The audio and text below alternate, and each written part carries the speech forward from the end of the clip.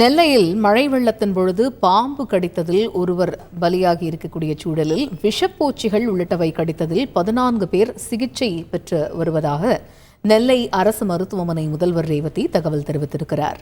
இது பற்றிய விவரங்களை செய்தியாளர் ராமசுந்தரம் விவரிக்க கேட்போம். ராமசுந்தரம், முழு விவரங்கள் என்ன?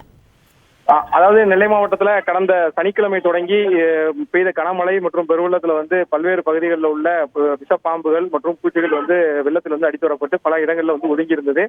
இந்த 17ஆம் தேதி, அதாவது அந்த மழை வெள்ளம் தொடங்கி நேற்று வரை உள்ள ஒரு வார கால கணக்கெடுப்புல விஷப்பாம்புகள் மற்றும் பூச்சிகள் கடித்து மொத்தம் 14 பேர் நெல்லை அரசு மருத்துவக் கல்லூரி மருத்துவமனையில் அனுமதியாக இருக்கிறார்கள். அவர்கள ஒருவர் மட்டுமே பலியாக இருக்கிறார். மற்றவர் சிகிச்சையில இருந்து நல்ல முறையில் இருக்கிறார்கள். சிகிச்சை அளிக்கப்பட்டு வருவதாக மருத்துவக் கல்லூரி முதல்வர் தரப்புல தகவல் தெரிவிக்கப்பட்டிருக்கிறது.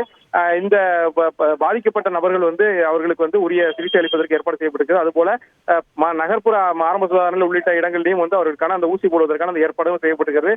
வேற யாரும் பாதிக்கப்பட்டிருந்தால் மருத்துவமனை உடனடியாக அணுகவும் அவர்கள் தகவல் தெரிவித்திருக்கிறார்கள்.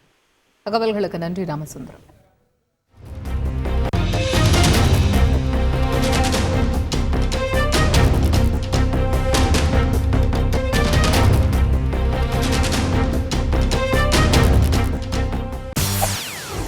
செய்திகளை உடனுக்குடன் தெரிந்து கொள்ள உடனே சப்ஸ்கிரைப் பண்ணுங்க.